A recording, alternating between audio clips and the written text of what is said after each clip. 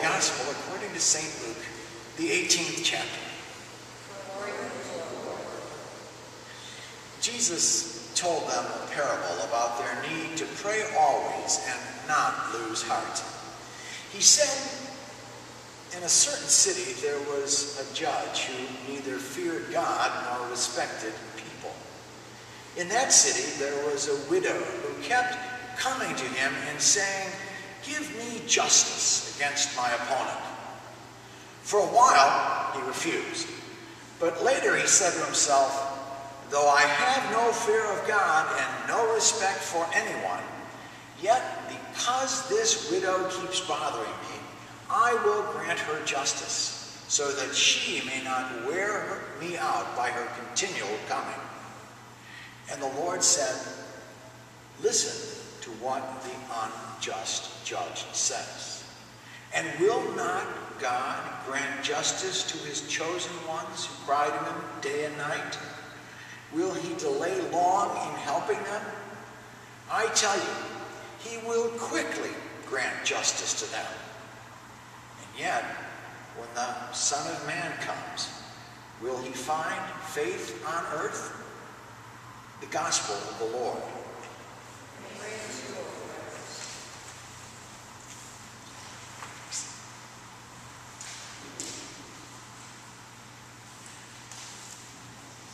Have you ever wondered why it is that the problems that you can push aside during the day come front and center during the middle of the night? It has happened to almost everyone listening to these words.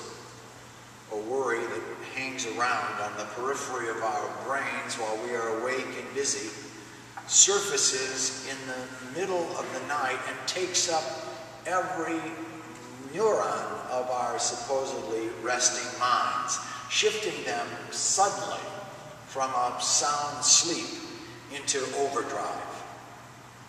Adrenaline, for which we have absolutely no use at 2 o'clock in the morning, begins to kick in. Our hearts may race, our eyes may be wide open, and our system is on high alert, even though the only thing we can really do is just lie there and stare at the ceiling, or at best get up, a glass of water or a cup of milk. I have a theory about this. It's a little far out because it requires me to read the mind of God, which I cannot do. But I'll share it with you for what it's worth.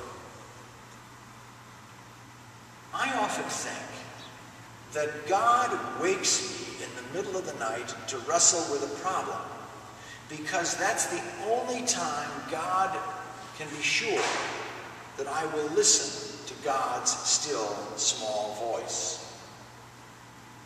During the day, God has a little problem getting through. If I have a medical problem, the doctor's voices will drown God out.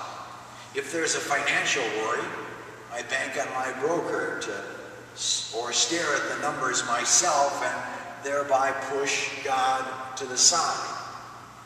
If my mind is troubled, I talk to my therapist and listen to what he or she has to say. During the daylight hours, God can be easily shunted aside by our distractions.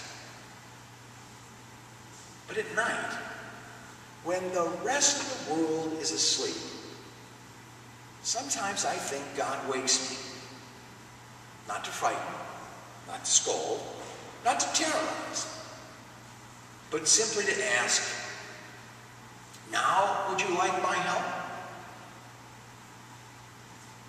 And do you know what I do? I bet I do the same thing you do.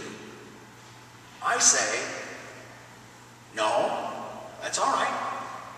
I'm a big boy.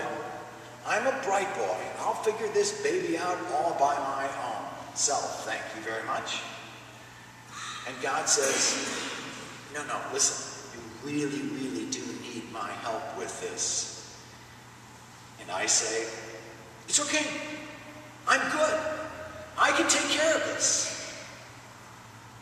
And God says, "But I can help." And so the dialogue goes on and on. Please, says God. No, I say. And before you know it, I'm in a wrestling match with the source of my everyday supply, trying to get God to leave me alone so that I can struggle mightily on, all on my own. Is that your story too? We want to be like Jacob in today's first lesson, when we should want to be more like the woman in today's gospel. But really, who would want to be like her?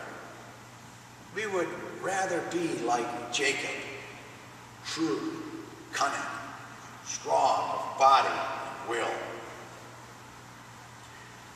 That was the attitude that Jacob brought to his encounter with God there in the deep darkness of Jollock's Ford.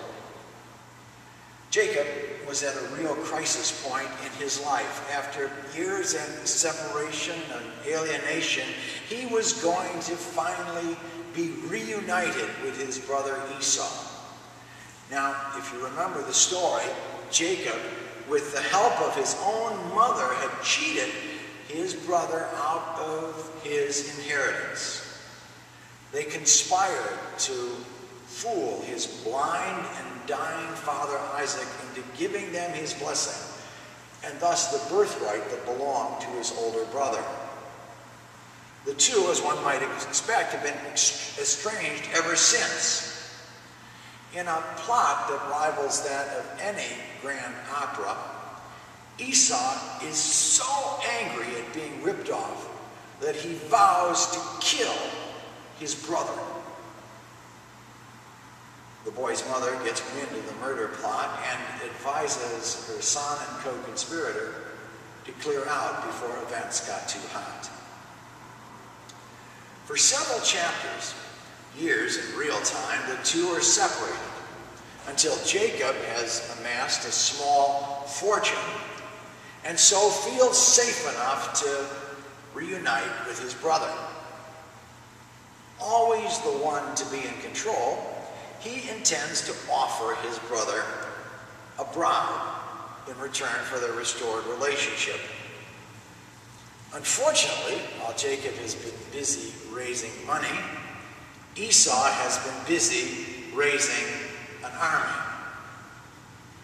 Jacob is in trouble. All of his worldly goods will do him absolutely no good against the army of Esau, especially if Esau is still angry. So Jacob cries out to the Lord, but still brings enough with him on the final portion of his journey for one last attempt to buy off his brother. Do you see what's happening here?